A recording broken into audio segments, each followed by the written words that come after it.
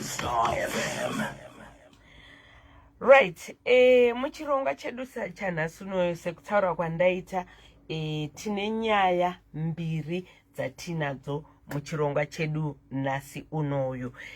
Regaiwo nditambirewo mama vatichatanga kutaurawo navo vauyawo nedambudziko ravasangana naro muupenyu. Chirongwa zvinoyera, zvinoshamisa, zvinotyisa uye zvinoda kufumurwa. Anditika kechipiri tine mudzimai ndofunga kune vakafambawo nemugwagwa wemuna Beatrice pedyo pamberi peStar FM apo pane chiitiko chakaitika chakashamisa vanhu vakuru, vanhu vakawanda zvikurusa.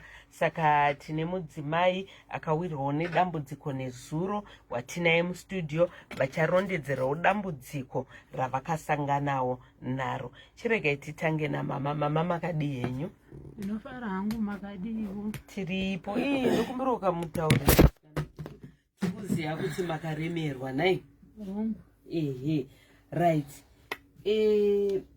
Chiregai pane dzino nguva tikupeiwo mukana wokutirondedzera dambudziko ramasangana naro muupenyu rasakisa kuti munge muri panapa muzuva ranhasi. Ndinotenda hangu. Ndingati dambudziko randiunza panapa ndere kurwara nemhuri yangu pamwe chete nababa neni. Ndingati dambudziko iri rakatanga tapinda mumunda.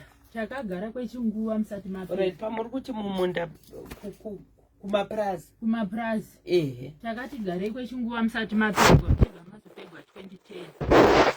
2011 ndobva tasudurudzwa panzvimbo ndobva tanzi chimwe chigarai apa. Asi minda yakanga iri mustari yedu tapegirwa nelenzi.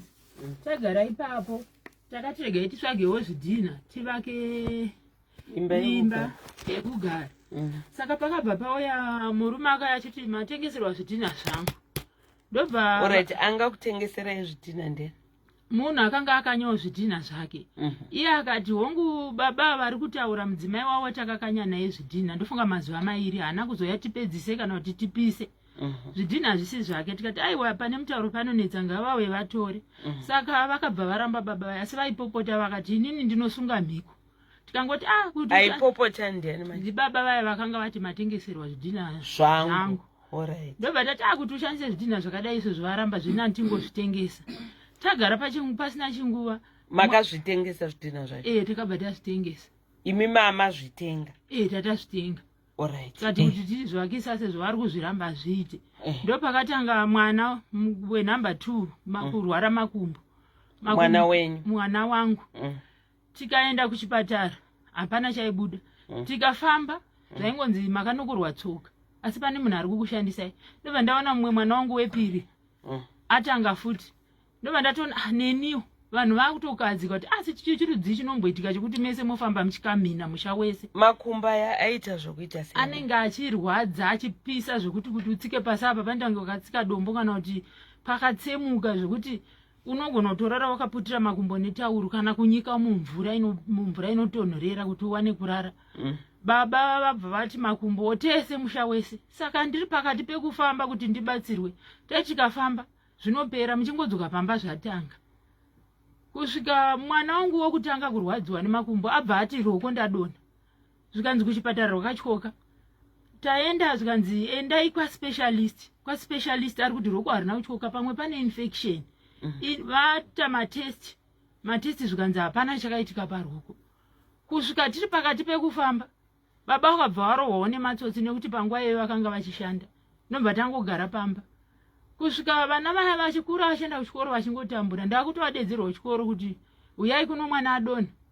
Mwana ari kurwara. Ndoenda kuchikoro kuenda ndotomutora ndenda naye kuchipatara. Mwana anenge ari kurwara nei kuchikoro? Anoti ndadona. Asi pane vanhu vanga vachindirwisa. Saka ndapepuka ndichitokunyawo maoko kuti zvikuda kurwa navo. Tadzoka. Vese vana vaya vachingodaro. Ndiri mukati mekufamba nekurwara. Hapana chandaifungidzira. Mwana wangu wenumber 3 akabva achidanana nemwana wababa vekutitengesera zvidhina. Vapi vekupengera zvidhina kuti makatengeserwa zvidhina. Vemhiko. Vemhiko. Sevana vakabva vatizisana.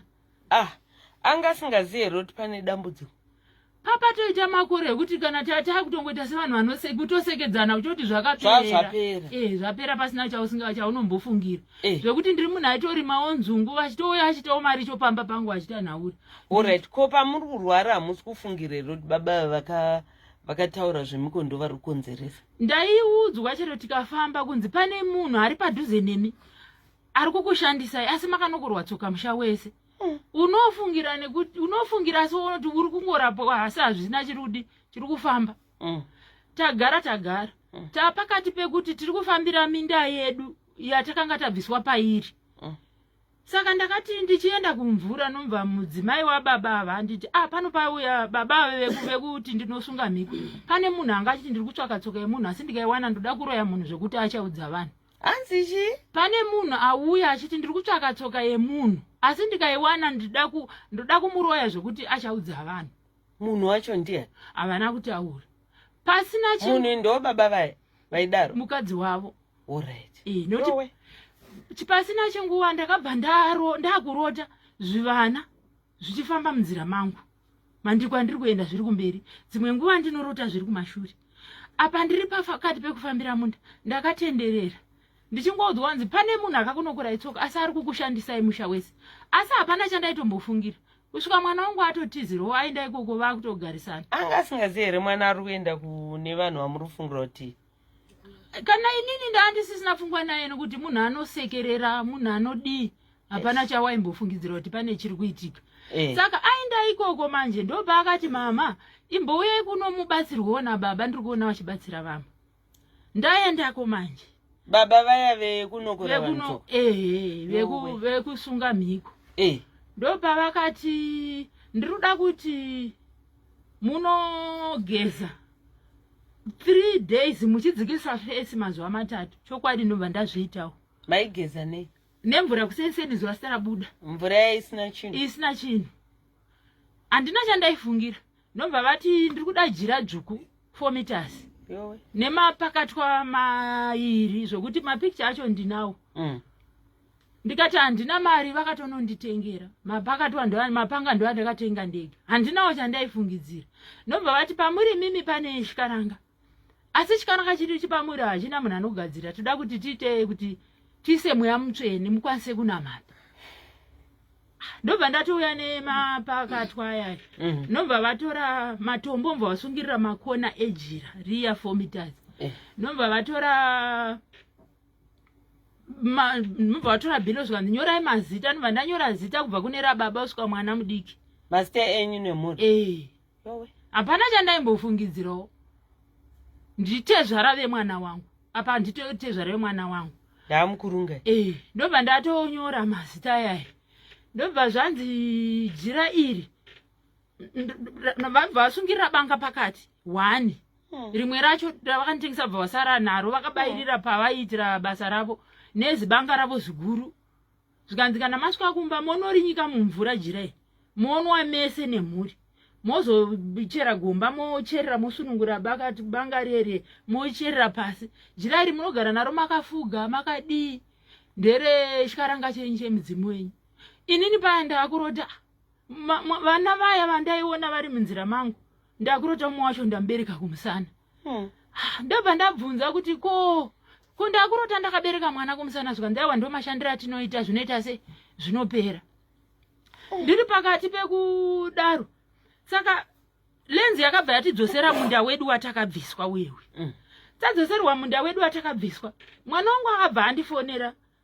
Uyu munhu aigara pamba pedu akanzi chisuduruka iwe varidzi vakuenda pamunda pautozokutsvagira pako. Zvikanzi mama zvanzi mukaimuchira kuseseni nababa mukarega kuuya pane zvinogona kuitika. Akatondifonera nefoni yavo. Ndobva ndamukira kuseseni. Ndobva ndasvika. Zvikanzi ndoda kuti munocheka nereza makona ese andakasungirira matombo aya. Munoisa mumvura. Moisa tumafuta moisa dota rekumarara. Mogeza mazuva mairi. Rechitatu aigeza ndimi here mamuresi? Inini munokanda paigara munhu uyu. Ndobva ndati sei jira mati ndere mudzimu makanditi futi ndinyore mazita emhuri muri haina rudzi neni. Nhasi makuti ndinokanda futi panogara munhu paigara munhu uyu. Zvikanzi aiwa zvekuti tirambe tichibvisa mari tichitenga mimwe micheka azviite, tangoti tishandise jira iro nekuti imi muri mai vemhuri munobereka mhuri yese. Ndikati pamuri kuita izvi murume nyanga ari kupiko ndaienda inini nekuti ndindairota zvivana zviye. komba musingaende mese nababa. Pekutanga akanditi uyai nemhuri nevana venyu. Kwakuto baba havana mboenda nekuti inini ndindanya kunzwa kurwadza. Baba vai makumbo wanga asingagoni kufamba nemakumbo. Ndobva ndati baba inini handina rudzi navo. Dai zvamuri kuti vana vangu inini ndiri mai anobereka mhuri, ko baba ava handina rudzi navo. Zvikanzi aiwa muri mbereko hombe yamai. Ndobva ndacheka mamicheka iye, ndobva ndanokanda paya. Pandakanokanda ndakanzi mukande muri kure musasvike padhuze. Ndobva ndakanzwa kuti chachiri kumusana ichi chadi chaburuka asi ndinacho pasaidi. Ndobva ndanzwa inzwi muhope ndichinzi hausi kuona here kuti uri kupingwa. Kusene ndobva ndamuka ndobva ndaenda kumba kwavo. Ndobva ndati musaunze mwana wangu kumba, vaironga kuzomusungira. Musaunze mwana wangu kumba ndinofa, akasara asina kugara naye. Zvanzi munofanira toda kutoti muone mhuri hamumbofi. Ndobva ndakatoona kuti ndopane nyaya. Ndobva ndadedza vatete vangu, hanzvadzi yababa vangu. Ndobva ndadedza hanzvadzi yangu, ndadedza imwe hanzvadzi yangu nemwana wangu. Ndobva taenda. Ndobva ndasvikotsanangura nyaya kuti ko mina matorudzi. Nomba ati mune laki rekuti mungada makatoneta kuvigana. Ende musha wese tsoka dziri Mwari. Chero mukaenda kupi muchadzoka pano. Pazvakatangira ndo ndiani ivo baba vai. Ivo baba vai. But vanga vakashatirwa nekuti vaiti ndoda munhu ane hana inini. Nomba hanzvadzi dzangu dzabvunza kuti zvakaitwa sei nani, zvikanzi zvakaitwa pamweya. Zvikanzi ngatidzokere pamweya munhu asununguru. Nomba atopfeka zvaakapfeka, nomba atora zihari zihombe nebakatwa rake zihombe nerangu rimwe diki ranga akanditengesa ranga achigara naro. Ndobva handidira. Zvikanzi ende kumadokere kweyadhi yake munozunza. Ndobva ndatozunza. Ndobva zvanzi kubva nhasi mapaka aemuriwa asina basa, jira asina basa. Ndobva ndakutonzwa kuti zvinhu zve zvakutobhururuka zvakutoenda. Ndichisvika nekuti hanzvadzi dzangu dzakabva dzabvunza kuti zvikanetsa tinoita sei, zvikanzi munodzoka pano. Ndichisvika kumba ndakanga ndatonzwa kuti zvatopera. Pasina 3 days ndakabva ndarota chambupuri chakauya chakasviba kuti tsva chichibva changosvikoperera pandiri nchibva ndadonha pasi. Ndatanga kurwara. Ndadzokera. Nomba ati aiwa muchanoporera kupi Chegutu. Sowe rakati. Ndobva ndagara ndichingoenda. Saka tinoenda rini ndichirwadziwa kusvika ndaenda kwamambo. Kusvika mambo vamusunga vamudedza. Kusvika nyaya yatanotsanangura nyaya kwamambo. Kusvika abvuma nyaya yake. Kwamambo akadedzwa muchinotaura zvese zvaakaita zvibachira nemapakati. Zvese ndaitori nawo.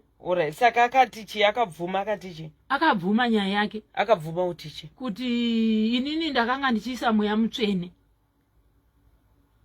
Ndakanga ndichibabetsera ndichiisa mweya mutsvene. Zvikanzi aiwa mweya mutsvene hauite zvokuiswa. Iwe wena anosunungura mai ava. Matauriro ari kuita mai ava ari kuratidza kuti wakavabata kudhara. Pavakazoya kwauri wakabva wachitanga kuti kuvatsondokota uchiti dzawira mutswanda. Zvikanzi kana uchiona kuti zviri kukunetsa kuti uvasunungure nekuti uri kuti hanzi vanonoporera kuChegutu, chivafamba navo mai ava vaite sei? Vaite zvakanaka. Mosudzoka pano tosainana kuti mai vaite zvakanaka. Chokwadi tibva tapiwa mupurisa wamambo. Musabhuku wekwaigara ndiainzi anouya achiudza mambo. Ndomba sabhuku vati pane kwatakamboendawo panyaya yevana vakamboita accident pa52. Ndomba taenda. Tichingosvika imomo akangosvika achinzi sei uchida kuzvichenesa usina kuchena maoko ako. Wakapinga mudzimu pana mai ava wakasudurudza mudzimu ukaisa zvidombo. Saka iwo mudzimu wamai ndo wakakuunzira mutumbi kuti wati unogona kuuraya saka pedzisa. Zvikanzi aiwa mai ava vakanga vagara vaine dambudziko ravo rechikaranga. Zvikanzi ndiwe pupura mutenda. Uri homba rume wakaiona kaichikamina nobva waibata. Saka nyaya iripo unotonobisa mafukudza dumbu nokuti uri mukwasha akapinga ambuya usina kuroora. Nemhunza shungu wopira mudzimu yavo wodzoka wondipa mombe ndopinginura dare rako. Ndobva tadzokera ndobva atsika bva aramba. Nobva zvanzi pane munhu akanga auya. Iye ndomba ndiye akatotuma shoko rekuti hande ikoko. Saka tichiendako tiri pakati pekuti ari kutsvaga namba dzekuti amufonere kuti munhu yari kupi. Akabva akubvunza namba. Mwana wangu anga agara padhuze naye zvikanzi namba dziri muwani mufoni menyu. Anga atomufonera kuti pana mai vandiri kuuya nawo ndoda kuti mungova rapa musavapedzana nguru. Taenda paipai. munhu uya akambonetsa kuti atichienda kepiri. Munhu uya ndobvatumira shoko rokuti manzwira ndaita nyama yavanhu ngasiye vachichema ngavauye. Ndakuti ndichienda ikoko ndopaakabva afona kuti ndiri kuuya. Nekuti chinhu chake chiri pandiri chaakaisa pandiri hanzi chinomuudza kuti ndakuenda kwakati zvekutoti pano pandiri izvo zvaari kutoziva kuti ndiri pano. Alright, saka iko zvino muda kubatsirwa neyamai? Inini ndiri kuti dai mhuri yeZimbabwe yandibetserawo kuti ndakwanisawo kurarama nemhuri yangu. Nekuti mwana wangu akarurwa kumba kwake ikoko ari kurwara. Kumba kwaiye munhu ari kukonzeresa? Ari kurwara nei mwana? Akanga ndatoudzwa ndazoenda kuChegutu kwaiti ndinoporera zvanzi ari kutouraya mwana wenyu asi acharohwa. Anotanga kubuda ropa. Apa akazvitakura. Apa anoenda kuoperation adzoke. Ari kurwara izvozvizvi. Saka ndiri kukumbirawo mhuri yeZimbabwe kuti dai andibatsirawo. Mwana ari kurwara nei? Anoti ndakarota ndichirohwa musana nedumbu. Mudumbu macho anoti ndimunzwe kutamba. Saka haakwanisi kufamba nekunyatsofamba nemusana wacho. Ari kuenda here kuchipatara kunoonekwa nekumasikani? Ari kuenda. Akanga atonzi ngaende kusikani. Ndofunga akutokwanisa 3 months hanzi kusikani varingotsika-tsika vese nemurume wacho kuti aende kusikani.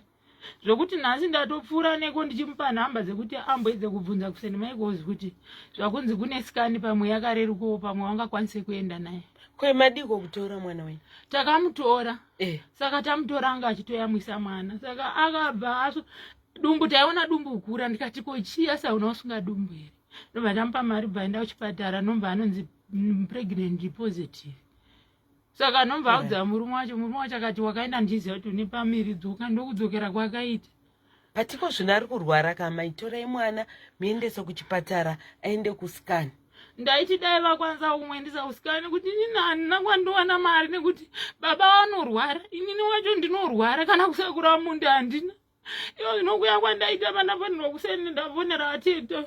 Ndova ndiri kuuya mutamira basa randinenge ndiri.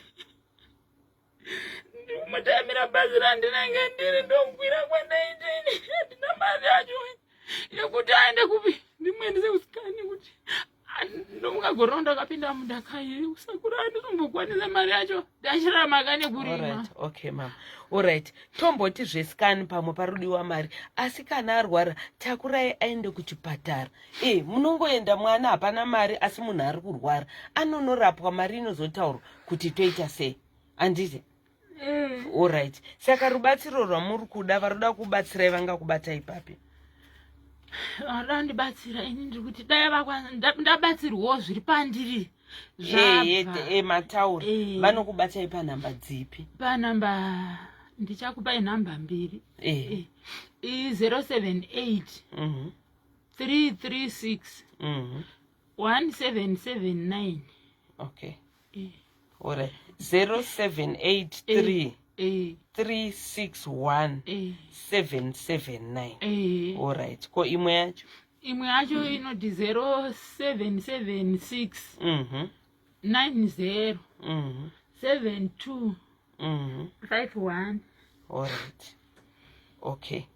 0776 907 251. Anditi ka? Saka varuda kukubatsirai vanokubata ipapo. Ende tiri kukumbirisa varuda kubatsira muri kungonzwawo mama mari hapana. Vanhu munenge muchizobatsira pachena nekuti chekutokubhadharisa chaicho hapana. Asi amaika kana dema muri mumwe munhu mabva pano munotora mwana muendese kuchipatara muenda kuti aende anombonotariswa kuti zvakamira sei. Anditi? Alright. Ndinoenda asi mari yacho handina nekuti ko zvinokana kuti ndichafamba. Chipatara chacho chiri kure zvakadini kwari? Cheku St Michael's. Nepari? Panogona kuita pamwe 20 kilometers kana singanganisi. Kana muchienda koko munofamba nei? Kazhinji zvine chida kuti ukakwira bhazi unorarira ndozisinganetsi womuka uchirapwa. Mangwana unogona kuona mota dzinouya nevanhu vanouyawo nevarwere vavo vachirapwa. Pakuenda panonetsa asi kudzoka kunenge nyore. Alright. Chiregai tione pamwe kune vanobatsira vachakwanisa kubatsirai kuti mukwanise kumboendesa mwana kuchipatara tochizoona zvekurapwa kwenyu nemhuri zviri kunetsa. Anditika? Alright, ndichadzokurira namba dzenyu 0783 361 779 ne0776 907 251. Anditya. Alright, tinotenda. Chiregai iko zvino tichiendawo panyaya yedu yepiri. Tine mudzimai watinaye pano ane nyaya yakashamisa vanhu vakawanda, zvikurusa nezuro, kunyanya vakadzika nemugwagwa waBeatrice kana kuti waSimon Mazorodze pamberi peStar FM apa. Pane zvakaitika ipapo, saka ndina mama vandinavo pano anova ndiye munhu anga aripo ipapo. Makadii henyasikana? Ndofara makadii. Ewa, ndiri right hangu shamwari. Chii chiri kuitika? Ndofunga tichitarisira pane chiitiko chakazoitika nezuro. Imbotanga nokungotipa briefly background yemhuri yenyu. Chii chiri kuitika? Alright. Ndotanga kwekutanga nditi. Ndokumbira kutaurisa. Alright. Ini ndakazvarwa namai vangu. Ngatiti mai vangu inini kumba kwavo vanga vakarodzwa. Vakapuwa murume vari mwana mudiki. Saka vapuwa murume sei vakapuwa murume vari mwana mudiki? Handizivi, vabereki vakadya mari yemunhu. Ubva varipa nekuti amai venyu? Varipa naamai vangu. Yeah. Saka varipa naamai vangu kudaro. Amai vangu ava inini izvezvizvi kutaura dai vari kurwara nepfungwa. Zvichiva izvo zvakakonzereswa nokuti mai vangu pavakaripirwa murume uyu, vaimboenda vari vadiki. Vainzi vaenda vari vadiki vasati vakuziva kuti ndo nyaya yedini, ndo nyaya iripo. Vakazoti nekukura vakuchiudzwa kuti uyu ndiye murume wani, ndiye murume wako. Vakabva varamba kugara nemudhara uyu. Varamba kugara nemudhara uyu, vakabva vadanana nomwe murume wakadanana naye. Adanana nemurume unibva vabereka vana 2, musikana nemukomana, anova ndiye first born nesecond born. Vabereka vana 2 veivai. Mai vangu vakagara pamba apa, ndobva vanga ipapo vairasika njere usoesa izvozvozvo. Musikana mukuru anoti takagara ndakaona amai vachibuda mumba. Aona mai vachibuda mumba, hanzi ana gogo vanga vari mukitchen. Gogo ava ndistep mother vaamai. Mai vakabereka mai vangu vainzi vakaita se vakashaya. Saka vabuda, uyu akabva ateera mai. Ndokuona mai vari kutoenda wadaidza havasi kuita se havasi kudzoka. Uyu ndokudzoka ndokutora hanzvadzi munin'ina uyu mukomana ndokuteera nako kunani, kuna amai. Hanzi takaita usiku hwese tichingofamba tichienda, hatina kana kurara. Takazorara usiku hwemangwana, ndo watakazorara. Tarara taifamba tiri mupower line yemagetsi. Tafamba tiri mupower line yemagetsi, ndaona takasvika kumakuva. Tasvika kumakuva, amai vakanhonga zvimapoto, zvimadhishi zvakapwanyirwa mumakuva. Hanzi ndobva tapfuura nomakuva memuye tichienda. Hanzi inini ndindaitoziva zvinhu zvaita se zvaiitika ipapo. Hanzi tapfuura nomakuva umu tichienda. Hanzi takaenda nerodhi, hapana chikafu chekudya, hapana kana chii chataiwana, kana iri mvura wataitoita zvekutokumbirawo pamba pevanhu. Hanzi ndindaitokumbira ndomwisawo mwana. Vakapesera kutora mwana uya, vabereka tinongofamba nerodhi tichiita se tichienda. Hanzi kana iri nhumbu taingowana mai vane nhumbu. Zvokuziva kuti nhumbu iyi vasangana usiku here, vasangana masikati here, hapana ita sei, hapana aiziva. Aingowana mai vane nhumbu, pozvarwa mwana, ndopakazvarwa musikana wenumber 3. Hanzi tagara musikana wenumber 3 akuma 2 years samu ikoko. Hanzi 2 years or 3 years. Hanzi vaita futi imwe nhumbu, vazvara umwe mwana wechi4. Hanzi tiri kufamba nerodhi, tikuita sei, tiri kuenda nokuno vaita nhumbu, vazvara mwana wechi5. Ano wechi5 wacho ndinini. Saka pa5 hwedu tichingofamba nemupower line yemagetsi yo, mvura ikanaya yaiperera pamiri. Kukapisa zuva, hapana pamba pataigara, taingofamba nerodhi tichienda. Saka nekuzokukurawo sisi wangu ava nekuona kuti situation haina kumira haina zvakanaka, vachifamba mupower line imomo vakabva vabudirawo kune mapurasi kunonzi kusana kumakomboni. Vabudira ukomboni kuye ndobva aenda pakomboni paya pane mupurisa wapakomboni, ndokumutsanangurira nyaya kuti inini ndina mai vangu vari kurwara but tine vana kufamba tadii taneta. Sisi vangu vakabva vanzi huyai imba muite sei mugare. Ndobva auya handi takagara pamba paye zvinenge zvisvondo. Murungu akati ndakanzoti wakaisa vanhu kukomboni uko, vanhu ivava vasi kuuya kumunda zviri kufamba sei? Zvikanzi inini kumunda kwavo vanzi ndakavaisa ndozi takanzwisisa situation yavo vanhu ava so vachimutsanangurira. Hanzi murungu akati inasi kuda vanhu vasingashandi. Ko sisi vangu kuti vagone kushanda basa remukomboni, kuita maricho, kusakura nekuchinja mapaipi emvura, aizvo zvanga asingazvigoni, wanga chiri mudiki. Saka sisi vangu vakabva vadzingwa mukomboni muye ndokuenda kuno pachisango pasaidhiwo pekomboni, ndokunoisa chitangwena chakaisa chaplastiki. Ndobva tatanga kugara ipapo.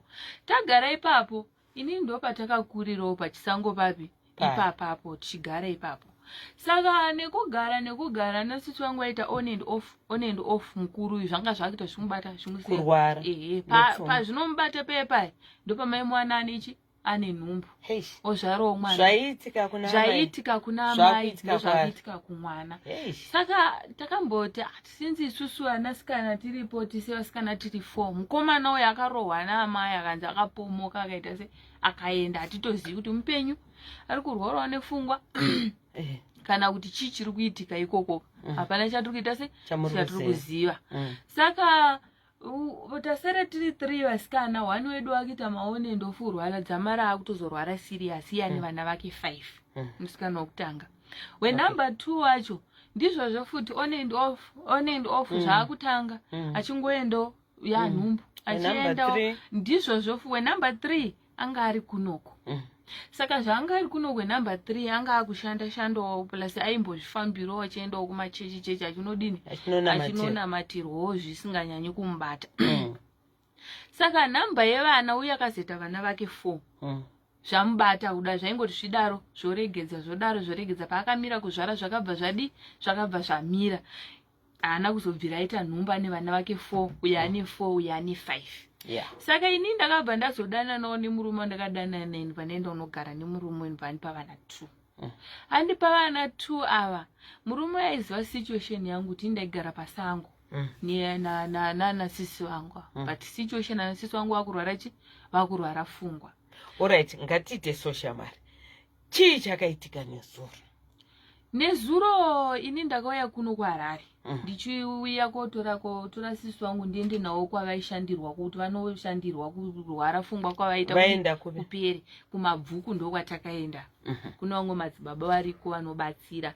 Saka madzibaba ava vakatibatsira zveshe tikaita 2 weeks tiriko vachishandirwa. Vanga vatiwa munhu ava right, vanga vasisiri kurasika pfungwa, vanga vatiwa normal. Saka zvavanga vanormal taitotaura kuti hatisangati nyaya yekugara kuno kusinzi tikaitawo 3-4 days tobuda toenda kumba tonoona vana, kozi kune vana vadiki variko. Akati alright munyina wangu akangobuda pamba pepa ndokuenda kuona munhu angari panze apa aendepi munhu atichaiti sei achamuona. Tambotenderera muraini muye tiri kutsvaga ndine zuro kumuona marimwe zuro riye wacho. Tambondarara tikati pamwe achadzoka sinzi akuziva pamwe ari ari mudhuzi. Mukadzi wamadzibaba akati regai ndikuperekedzei. Ndikati imi mune vana vadiki kuti muniperekedza zviti chiregai ndibereke mwana ndiende kwafoniwa kwaari kunzi ari uku. Pandakaenda unomutora uko next door yake yakandinyorera phone number dzayo ichiti muzondiudzawo kuti bhururu wangu ava sei. Saka mukadzi ndaicommunicata naye nefoni yemukadzi wamadzibaba tichitaurirana nyaya yekuti zvizi tapa situation yakati tapa stage yakati. Saka akabva azofona kuti ko ndaona sisi kunoku ko vauya vari kutsvagei. Akavaona kupi? Anga avaona kubudiriro 2. Ndikati muruko vari kutsvagei ikoko? Ndikati hatikutovatsvagawo kunoko. Tikanzi pindai muye kunoko, havana kana nguva vari kunoko. Indokukwirawo ndokuenda kubudiriro 2. So ndakwira ndine zuro. Ndaenda kubudiriro 2 kuya ndichisvika zvikanzi havana kana 30 minutes tabva kuona panapa. Mino kwavaita sei? Kwavaenda. Ndakatenderera ndichitsvaga. ndichingofamba semunhu anopenga mulocation mese ndichingotarisa kuti pamwe ndingavaona asi handina kukwanisa kuita se handina kukwanisa kuvaona. Ndobva ndaona kuti ndaneta ini ngandichikwira kombi ndidzokere uko ndinovatsanangurira kuti munhu ndamushayiwa. Kana paine imwe advice yavachandipa wavachandibatsirawo neadvice imwe ndikwanise kutangira ipapo ndichienda kupi chienda kumberi. Ndakwira kombi ndaakuuya ndiri mukombi ndakanzwisisa kuti mwoyo wangu uri kuita se uri kumira. Ndakangoti adriver tsvagopo unomira undiburutse chikanzi chero ipo panapa ndikati pawangoona panomirika driver akabva amira bandiburutsa. Saka akakuburutsa apa pa FM handizivi kuti akanimuburutsira papi. Apa wangochinzongoda urutsa saka ndaiti ndikakwanisa kurutsa then ndozokondinya nerwendo rwangu. Ndaburutswa paye kombi yaenda. Chinhu chandakapedzisira kuziva inini ndechekuti ndiri kuda kurutsa. Asi zvokuti ndenda kuzobva ipapo kuti ndakazorutsa here handina here handina chandichiri kuziva. Apa wanga une mwana? Ndandine mwana kumusana, mwana wangu ane 4 months. Saka mwana wangu uyu vanotaura vari kuti ndakamukanda vai murodhi. Ndamukanda. Shame. Yeah. Chiitiko ichi chakaitika zvechokwadi nezuro. Vakawanda vakafamba nemugwagwa uyu muna Beatrice vakataura kuti amai ava vakakanda mwana murodhi. Mwana uyu hanzi akazotorwa namai vanogara pakona paunotengesa maice cream handiti. Mai ava hanzi ndo andakakanda mwana murodhi andakamukanda zveserious. Ndakangomukandidzira murodhi. Abva watoya mota ndibvaendenga mwana ibvaenda. Saka hanzi vanhu vaiona vanokwanisa kubata mwana wakangomusiya handibva ndatanga kukurira hembe. Wakakumura hembe.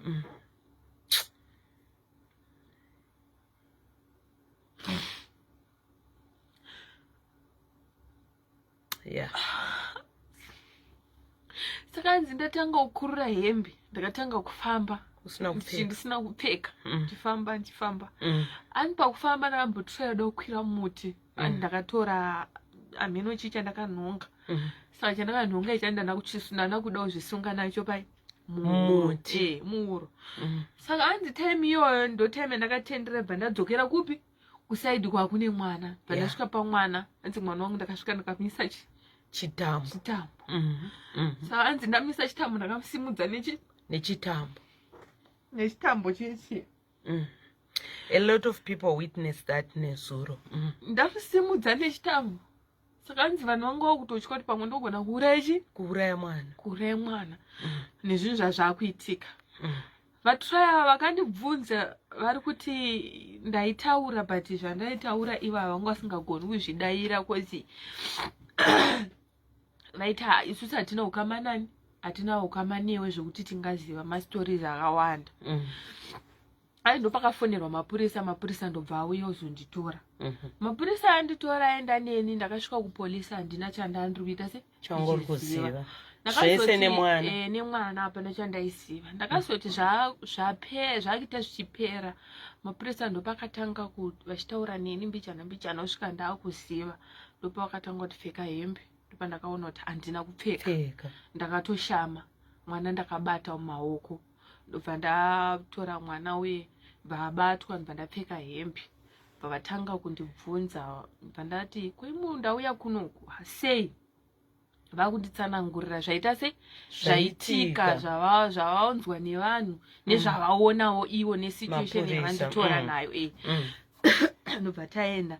Saka tasvika paya vakati takufa uenda kuchipatara tinoona kuti mwana haana kukuwara here. Taona kuti mwana haana kukuwara here tozoona kuti iwewe chii chiri kunyatsa kuitika. Kana maybe urwere hwako iwe uri kutoda chipatara tiende kuchipatara. Saka ndopa vakazondibvunza kuti wakauya sei kunoku. Ndobva ndavatsanangurira mauira ndakaita se andakaita nekwandinogara. Vakati alright iwewe zvaapa ndezvekuti mangwana ngatichirarai tione kuti tinomuka tiri papi. Kana tamuka tichiona situation yako kuti yakamira sei tozotangira ipapo tienda kupi chienda kumberi. Saka makusena enda mukawo zvakanaka nchitoziva kuti ndini hapana zvaita se hapana zvaitika mwana wangu ndinaye kuchipatara ndasara ndamapepa ndinawo izvezvizvi ndichada kudzokera kune kwandanzi ndiende but handinozokunda kuenda kozi mapurisa atigoni kukusiya tikakusiya pamwe zvinogona kubata ukakanda mwana kana mota ichiita se ichifamba. Saka nyaya irapa ndenyaya yekuti kumba kwaamai vangu kune ngozi. Zvakuine ngozi pamusikana wenumber 2 anotambira pamba ipapapo haitambiri kure yeye.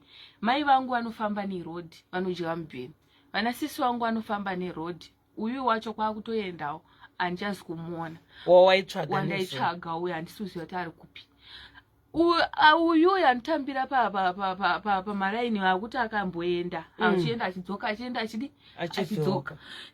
Ane time kuti inini ndikataura naye chero muriposo anotaura nerimwe voice rakakora raanotaura naro.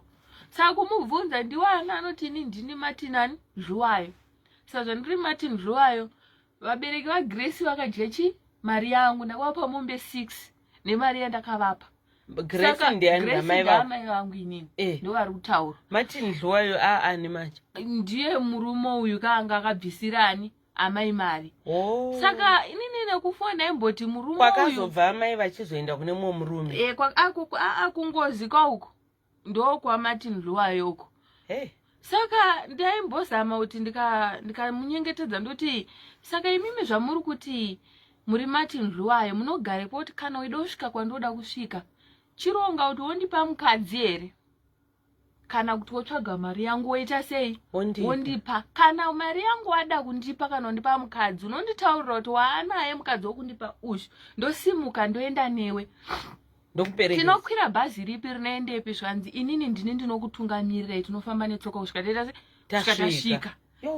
Saka ndikambozama kunyepa umuti saka nai mboraiti mari ndaanayo kozi ndaine pfungwa dzekuti munhu uyu anogona kunge pavaita zvekurodzerana ipapapo vaigara kusemu area vanhu ava vanogona kunge vaizivana kuti vaigara mumavillage next village. Saka munhu hamusi kumuziva Martin Dluwayo? Ini handimuzivi kozi hama dzamai Martin Dluwayo kwandinofamba ini nchida kuzama kuti vanasisi vangu aite zvakanaka anonzi akafa asisiri mupenyu. Hama dzake hamuzivi? Ini hama dzake handidzizivi. Hama dzaamai handidzizive, dzababa vangu handidzizive. Kwaanobva ndokwandiruda kuzama kuziva. Saka inini kunyepera uyu kuti handei ndinobhadhara mari yacho kuda kutraya kuti pamwe akabvuma kusimuka ndikagona kuona vanhu ava ndogona kusvika kune hama dzamai vangu nedzaMartin Dluwayo kozi vanhu apa vaizviita zvinhu izvi obviously mufamily history inenge itodini iripo yekuti vanhu ava vane nyaya dzavo dzavakamboitirana. Saka anoita semunhu yanoprofita kuti aiwa kuyo unonditi waiwana mari nezuro wakabva pano ukaenda kwakati ukanoita zvakati mari yecho waiwana kupi? Alright. Hauna mari ko amai hama dzavo dziro? Hama dzamai hatidzizive. Mai vakapomoka. Semarwarana ndakuita ndongobuda pano ndoenda. Ndongomitiswa nchipuhwa vana nchita sei ndichienda. Saka butozuta mai ndiani vakabvepi? Asi chandoziva ndechekuti mai vangu inini vane nguva yekutaura chichangani. Chero vachitaura chero mukaenda pavari mukataura navo rurimi rwavo munotonzwa kuti rwakarerekera kumachangani kuna bhodha uko. Vane chitupa here? Chitupa havana, inini handina chitupa. Zita ravanotaura ndo zita ravo? Zita ndiro Grace iroro. Grace ani? Ase nema isusu hatizivi. Saka inini ndotoshuwira kuti kana paine munhu ari kufungidzirawo kuti ane hama yake yakapomoka kudharadhara zvichida makore hamuzivi? Makore ina handimazivi asi vachembera. Chingorwara kudaro. Saka zvino vari kupi? Vanongofamba. Vari kufamba vafambira kupi kozvi? Vakatera vakaenda unonzi kwana Tanganda iyo. Vakaenda kana kuchiredzi kana kwana Checheche kuchipingo. Vari kungofamba nenyika yese? Vanongoenda vachidzoka vakadawo vakambopfuura nepo vanogona kumbouyawo kana pavachiuya vanenge vachinyatsotaura zvakanaka muchitaurana muchinzwanana? Hatitauri nyaya dzekunzwanana. Vanopfeke hembe vari kupiwa nani? Hembe? Pamwe pacho vanongouyawo vakashama. Mbochotorawo hembe yaunenge washandirawo kumaricho wapfekedza. Saka iwewe nezuro hausitombozivi chii chakaitika? Handizivi chii chakaitika tete kusvika. Because hanzi pakaungana vanhu panzapa. ndo zvakataura nemapurisa kuti hanzi pakaungana pakaungana vanhu uchida kusungirira mwana uchida kumukandira murodhi usina kupfeka ndo zvakataura. saka nhasi hapana chauri kuziva. Handina chandiri kuziva kozi kwese kwandinoenda ndinongoudzwa kuti madzibaba vakataura vakati kuti nyaya iyi ipere zvekunzi yapera. Taingovavarira kuti dai tagona kutaura nemweya nespiriti iyi imbomira mukaita tu mukabatsirana kushanda mukasangana pakati at least mukawana something mumboenda munodini monomuratidza kuti mari taanayo iyi ngatichiendai munosiya. Mari yacho yakanzi mari pangonzi mombe vakapiwa 6 dzavakapiwa yamukunzi munofanira kubhadhara. dzaufa kubhadhara mombe 9 sapadiwa panda mombe 9 nombe 9 hameno mari balance nandizivi handina kuita but pamune uchivhunza hatauri here kuti mari yacho balance anotozozvibvunza kozi ini ndangoona kuti chero ndikabvunza ndisina kana chekutengesa ndinoita sei. Alright, iwe usati zvaitika zvi uri kurarama nei, unoshanda here, uri kurarama nei, vana uri kuchengeta nei? Inini ndinorarama nemaricho. Uchishandira kupi? Kana zvakwakaita kune mapurasi kudhuze nemapurasi mapurasi aya aane vanhu vatema izvezvizvi. Saka zvaane vanhu vatema akugara vanhu vaya vaane makore vachigara mumakomboni mupi imomo mudzimba ndova unenge uchishandira ndova akutogarawo imomo. Saka vane time yekuti vanomborendesera varungu mapurazi avo varendesera varungu mapurazi avo. Murungu akamborimawo kwegore rineri nokwanisa kumboendawo kunosakurawo notengera vana bhagidhi ndogaisa upfu tichitorarama tichitoenda zvakadaro. Apa kamwana kasisi kamwe kweuye anotaurwa izvezvizvi kufoni yamadzimai andakataura nemukadzi ari ikoko aitoti munguva dzeusiku kari kutotangawo kurasika njere kanomuka maseni kotanga kudzikama. Vana havasi kunyora kana magrade 7 hatina kana mabirthday. Right, veduweka nekuda kwenguva chaitika ndofunga kuzotaura newe kuzotenda kuti titaure newe. Waunzwa nemapurisa pano handiti? Mapurisa ndo andiunza. Mapurisa ndo vatomuunza pano vakamutora nezuro paakarasika njere kwakukandira mwana mutara. Mwana akapotsa tsikwa nemotikari akazotorwa namai vanotengesa ice cream apo. Iye kwakukatanira hembe dzese kwakufamba asina kupfeka wati watozongobhebhenuka nhasi handitika usingazivi kuti chii chiri kuitika. Saka uruda rubatsiro rwei? Inini ukukumbira kuti vana vaite mabhebhi ndochekutanga nenotitowo zvitupa sambozama kuenda kwaregistry kuchipinga utsanangura nyaya yacho vakati hatigoni kubatsira kuna mwana asina mubereki. Mwana wese anechi ane mubereki. Motora kamai vavo vari kurwara. Mai ava ndinonovatora nei ininiwo zvangu vari violent ravabatikere babata ndinovabata sei? Havabatiki kamunhu ari kufamba achienda ungada mutenda uku iye achienda uku asi kana patoita unovasunga vatakura vaenda nawo. Saka baba vakawo baba handivazivi zvinotaura kuti isusu takatosiyana nababa. Ana baba vakasiyana mai vaingobatwa vachipuwa vana. Unozoti chi toziva vanhu vemutemo vakateerera kana ivo vekwaregistrar general right now vakateerera nyaya dzauri kutaura idzi varida kubatsira vanokubata papa 0719 0719 412 552 ndofoni yawati watengerwa naofisa incharge. Ndofoni yavanitengera nelaini kuti ukwanise kuti vangakubatsira vanokubata papi. Alright, saka rubatsiro rwauri kuda uruda kuti uwanewo chitupa nemabhethi uyewo kana pana akateererawo anozivawo kuti kumba kwavo kwakambopomoka munhu kana zvida wane mwoyo murefu wokuya kuzonomirirawo kuona kuti ndiyo here hama yavo amai vangu tikwanise kubatsirana kozi inini ndiri hwani zvakundiremerawo inini wacho ndina kutotanga kurasikawo njere totaura kuti zvatopinda nawo nini. Alright, saka mai hamuna kana idea kuti vakabva nechekuarea ipi? Munhu anga ane karuzivo akupenga. Ndiani? ndiye mukuru uye sisi ava vaitsvaga nezuro vamwe vacho vakuru vese apa kutoti vakurwara sisi vasati varwara vakambotaura here? Hapana zvavakambotaura. iye aingotsanangura achiti isusu takabuda munguva dzeusiku tichienda chiteera mai ndo andakanzoti wabuda muchibvepi? muri kuupi nzvimbo? ndoyasisa kuti ina handichazivi, asi dai kuri kunzi tiri kudhuze neikoko karuzivo ndinogona saka vatoziva kuti kupi kwezimbabwe chavari kuziva, asi ari kuti ndemuno muzimbabwe kati kuti kupi kwacho. Asi matamai venyu vanombotaura chichangani? Vanomboita chitaura chichangani. Saka zvimwe zvichida pamwewo kumachangani.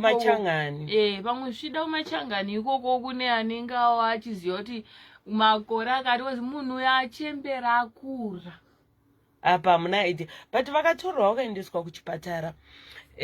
Vanogona kunoendwa inonzi age estimate kunotariswa kuti munhu anogona kunga nemakore akawanda sei. Mai vakambosungwa kumashuroko varova munhu ndobva vasungwa. Saka vasungwa zvichida pamwe vairwara vaitorwara kubva nokuti tanga kuti zvara usvika izvezvi vanongorwara. Hameno chii chakaitika pakuzorovana nemunhu uyu. Sisi vangu inini wenhamba 3 musikana uyu akarovana neumwe musikana vachienda vaya vachibva kuchikoro. Varovana saka ivo vaipfuurawo nerodhi ndobva vaona kuti mwana wangu ari kurwa nemusikana uyu. Mai vemusikana uyu vakakutsira sisi vangu inini nauyu. Ivo ndokutorawo chirata ndobva varova mukadzi wewe vamukuvadza. Saka vakuwadza mukadzi uyu inini kune kwandaitawo house girl kwandaishanda. Saka mukadzi uyu akuwadzwa akabva aenda kumapurisa. Asvika kumapurisa, mapurisa havana kutarisa kuti situation yakadi. Vangoti munhu pamwe anogona kugara achikuwadza vanhu since achirwara pfungwa. Vaona kuti munhu anogona kukuwadza vanhu since achirwara pfungwa. Vakabva vasungwa mai ndokuenda kujere. Vakagara kwaMutare kurimandi. Vakamboya kuno kuHarare vachitariswa brain dzavo vakaonekwa kuti munhu asina kuita zvakanaka pakutanga. Pechi2 hanzi matest akabuda achiti pfungwa dziri right. Asi zvavari kuita zvina kumira zvakanaka. Alright. Anyway, ndoda ngokutenda ndoziva wasiya mwana pareception apo. Mwana anogona kunge pamwe akuchema. But ticharamba tichidzokurira namba dzako 0719 412 552. We pray and also hope kuti uchakwanisa kuita se kuwana rubatsiro. Right, Sismeli, I see your message. Can you please get in touch with me? I'm sure you've got my number. Mundibate tinzwe kuti zvakamira sei and tikatoona kuti zvakamira sei. Saka uchibva pano uruenda kupi? Pano apa waunzwa nemapurisa after chiitiko chakaitika nezu. Panapa ndaunzwa nemapurisa. Saka uruenda kupi? Ndichibva panapa inini ndofawa kuwana kwekurara. And then mangwana ndodzokera. Kupi? Kwandodzokera ndodzokera kana kuchikoko kuchipingi. Yo, kana zvichibva wakashaya. Wandakashaya kauyuyu anga kambozama kuti abatsirwe arapwe wozi nevanhu vangu vakambodawo vanga vakambobatsira kuti mwana uyu aite se arapwe. Yeah. Alright. Anyway, saka papa zvatoramba zvekurapwa zvacho. Asi kana pana anokwanisawo kusvika pane vana apa. Yeah. Okwanisawo kuvarapa. At least kana achikwanisa kusvika panzvimbo. Okwanisa kuvarapa. Okwanisa kuti rabatsira tiri panzvimbo 1. Alright. Anyway, toda ngotenda zvikurusa officer vakwanisa kutengera phone nekukupa line kuti at least vanhu vakwanise kuita se kucommunicate newe. Toona kuti zvinofamba sei anditi. Line ndaimbova naro. Saka line rangu zvakaitika kumashuro kwandakambogara kunonzi kuKaroi. Ndagara unonzi kuKaroi. Taura kuti tichiona kupedzesa. Ndagara kunonzi kuKaroi. kuKaroi ikoko ndakasvika pamba pandaigara inini pane zvakaitika nalandlord vangu ndikatanga kurwara. Ndatanga kurwara ndagadzira. Wairwara ne? Ndairwara nezvekuti ndaibleeda kasingaperi ndikasvika pakuita cancer muchibereko. Ndikabatsirwawo nevamwe vanhu vakaita se vakakubatsira. Anyway, chita somira rega nyaya itozodi tozotaura kuseri. But manje tichangoshandisa namba iyoyi yawinayo anditya kusvika tazoona kuti chi unganingirike natingaita sei anditi. Alright. Anyway, Imimika, thank you so much for coming through. Tine urombo nezvakaitika ende scenario yakaitika nezuro yakatyisa nekuvhundutsa vanhu vakawanda kuti ungoona munhu achingoburuka mukombi kwakukatanura mwana kukandira mwana mutara achitonzvengwa nemota. Mwana ane 4 months. 4 months aripo panza pareception ndaona unongorutovhunza kuti mwana ari kupi, aripo pareception apa mauya nawo. Anyway, Imimika ndichazokubata ticharamba chizotaura nemi handitika. All right, thank you so much for coming through. Waitako veduwe ndo paya patinoti susu zvinoyera, zvinoshamisa, zvinotyisa, uye nezvinoda kufumurwa. A lot of people, they witnessed this nezuro. Ndofunga kune vanopfura padhuze nePastor FM. Pana vamwe amai vanogara pasi pemutapo pekudairy board vanotengesa ma-ice cream. Ndo vanonzi ndo vakazoenda vakanonhonga mwana vakabata mwana kusvika paita se kusvika mapurisa azouya. Saka nhasi musikana we azouyawo nemapurisa ndo vazoya vachimusiya pano paStar FM. Vakati pamwe ambotaurawo nyaya yake, pamwe kana pane vanoonawo sisi vake vacho vari kutsvagawo vari kunzi vakarasikawo njere, uyezve vakapedzisira kuoneka kumaarea ekubudiriro. Namba ndo dzataura, unogona kuzomubata ipapo kana vachikwanisa kubatika kuti vange vachizobatsirikana. Prophet Elijah, tinokutambirai nemufaro mukuru pano paStar FM. Tenda tete makadizve. Aiwa tiripo yedu ari sei mabasa tinawo. Anditika. Kungoramba tichipusha basa raMwari. Anditika. Yeah. Aiwa iro basa raMwari ngaripushwe. Nyaya dzakadai dzinobatsirikana sei? Because apa vari kutotaura kuti itori ngozi. Amai vakarodzwa kune mumwe asi vakazotiza vakaenda kune mumwe. Saka zviri kunzi pari kuzotaura wevana vamai avari kutaura kuti hanzi ndinonzi ana mhenozita remurume ataura kuti ndiri kuda mombe dzangu dzandakaroora nadzo. Akaroora wacho amai vakazotiza vakanogara nemumwe murume, asi uyu nyakuchadya roora ndiye ari kugonwa. Zviriko. Asi matauriro ari kuita ishu yake. Pana mai hapasina rivhesa zvichatogadzirika, asi mushonga wengozi kuiripa. No matter how spiritual you are, you cannot run away from kuti ngozi inofanira kuti iripwe. Saka somehow kutoteerera mademands acho ari kudikwa.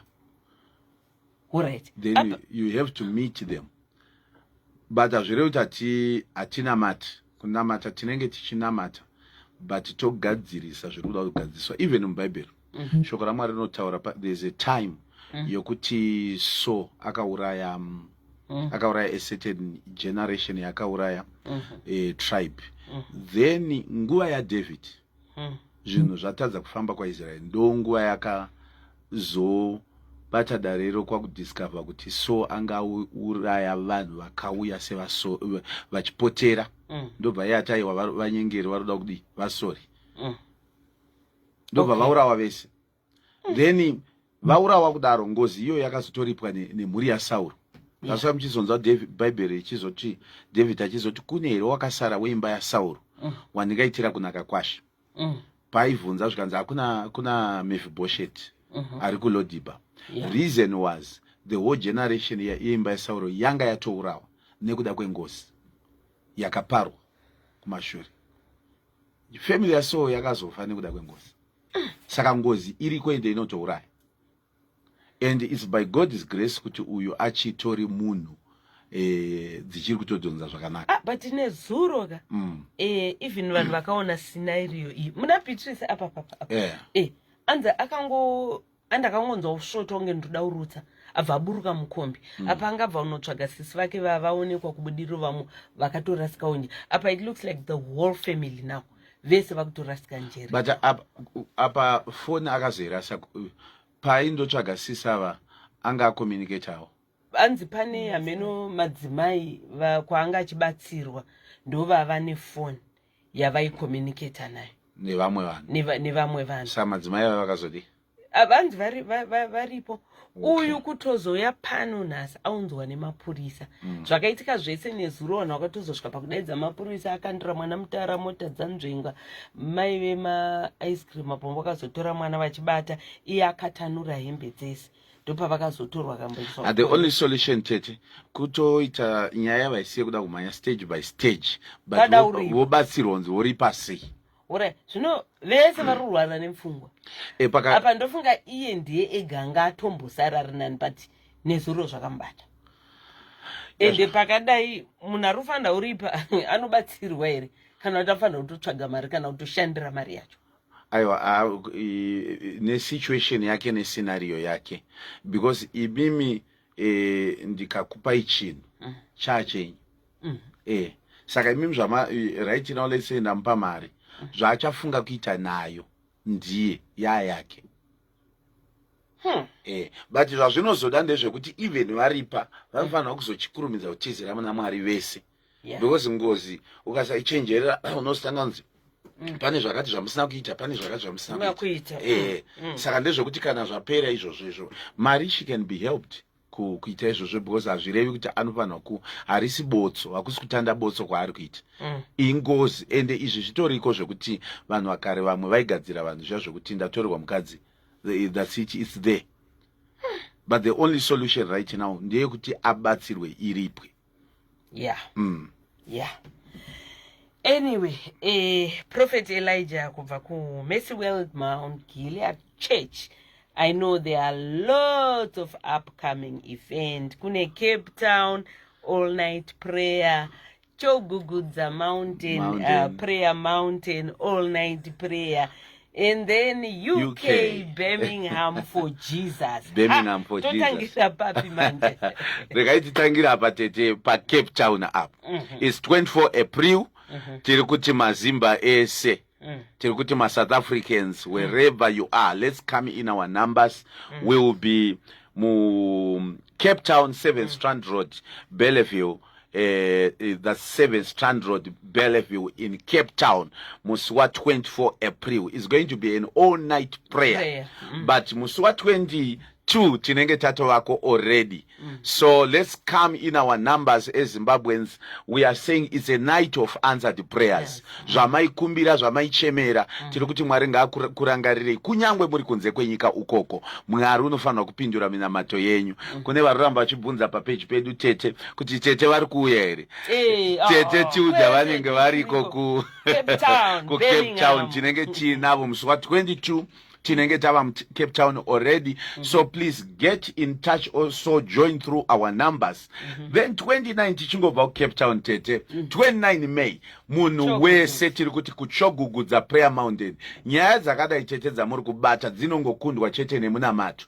Kune chinhu tete chandaiparidza last Sunday taiti yaiva Sunday yechi taiti yechizvia murikona vafundisa vanda yapfuura paseri taiti it was a Sunday of escape. There is a way of escape yemunhu wese. Murikuona Sisara it's a sign yekuti vane nzira yavaya vakatongonzvengeswa naye naMwari. In as much zvichitobata vamwe mumusha iye akangopotswa akasara right now pfungwa dzichiri right. Saka pane there is a way of escape for everyone. So tiri kuti musi wa 29 May Mwari ngawane nzira yako yauchabuda nayo pazvinhu zvakaoma. It's a night of results. Then 29 July tinenge tavamo mu Birmingham in UK. Those who are in UK, please get in touch on our numbers. It's not going to be an ordinary program. People are registering. We saw today we have more than already 300 people who are in UK. We have registered. Let's register in our numbers. Those who are asking also about Tete. Tete is coming also in to Birmingham. Birmingham.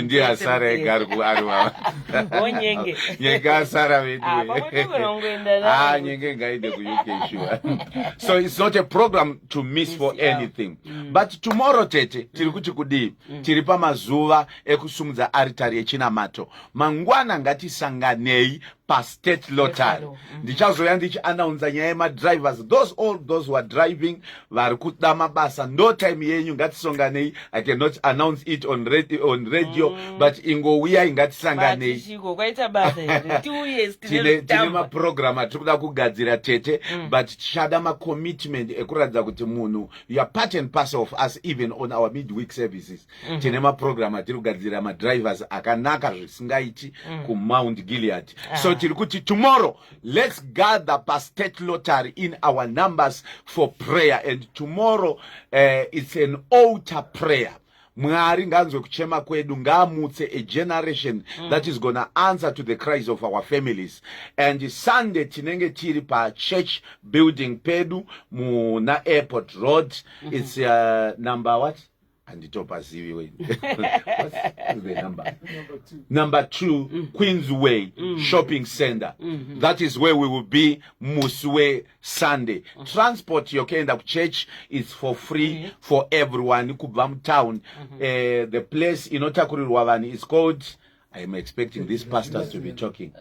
Okay, Julius Nyerere. The Bismarck Mall. Pa Bismarck Mall ndo patinenge chitawanira transport yedu for free. Numbers zedu zekufona 0780800 502 0780114 ne 0774 553 514.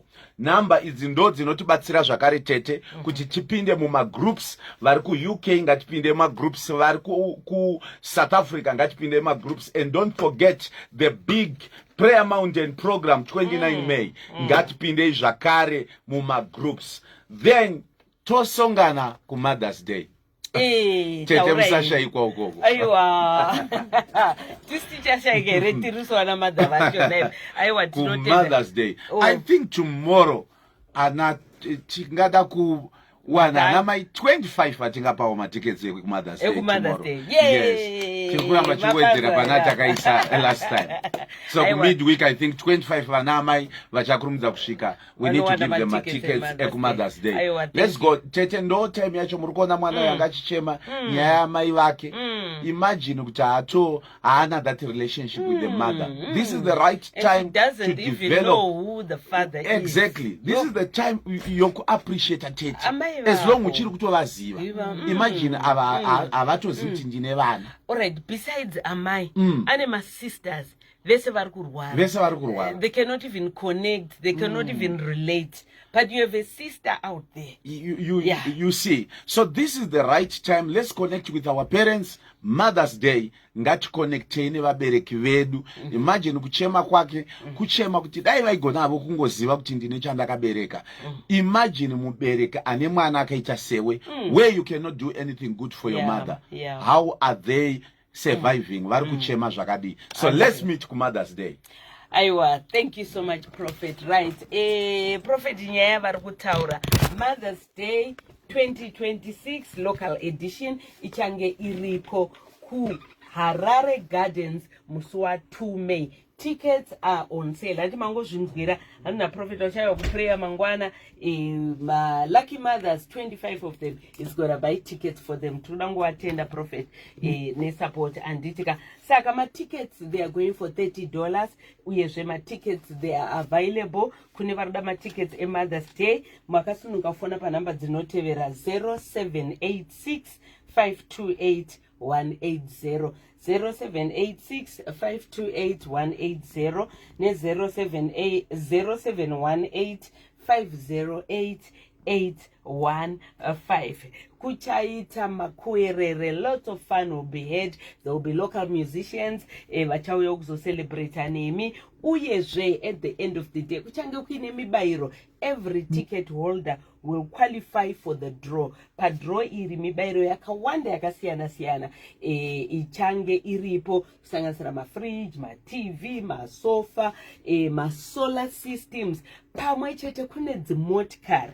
Pamwe chete pamwecheka nema-residential stands. Ma-stands aya takapiwa Destiny of Africa Network. Vari kuda matickets kana uri muHarare munosvika panonzi paTakura House muna Kwame Nkrumah na First Street mu1st floor ndokwamunokwanisa kunotenga matickets, kana kuti kuCloth Station iri muna George Slundika na First Street ndokuri kuwanikwa chii, kuri kuwanikwa matickets iwayo. Toda kungotenda veDestiny of Africa Network. A lucky mother is going to walk away nema stands, ma lucky mothers actually tine ma stands, residential stands chazenge aripo padraw kubva kuDestiny of Africa Network. VeDestiny of Africa Network vane good news to all Zimbabweans vari munyika yedu pamwechete kane vari kunze vari kutsvagawo dzimba. Destiny of Africa Network National Housing Projects Development Association iri kukuunzirai zvirongwa zvakasiyana siyana ma-housing projects mumaguta makuru pamwechete nemadiki. Kune vose vari kuda ma-affordable and genuine stands dzamunobhadhara panguva yakati rebei kubva pa5 months kusvika pa5 years uye muchibhadhara pashoma nepashoma. Hanzi huyai kuDestiny mupinde muHousing Association move.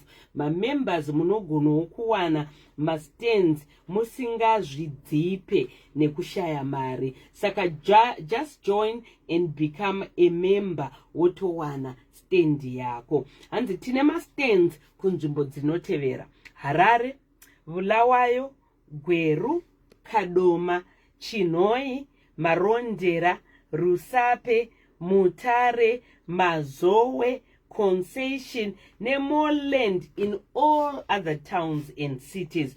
Vari muHarare svikai pamaofisi edu ari paRainbow Towers Hotel, paSheraton, paWhite House Building. Anditika ndo pane maoffices eDestiny ipapo. Kana kuti munogona kufona panhamba dzinotevera 0738 0733 874158 ne0773 1000240 kana 0779 838 kana kuti 0772 902 478.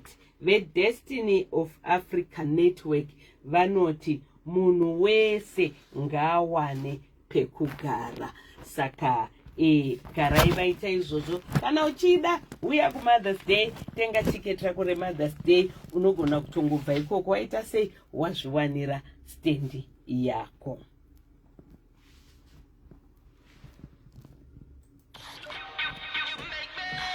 Pasina time.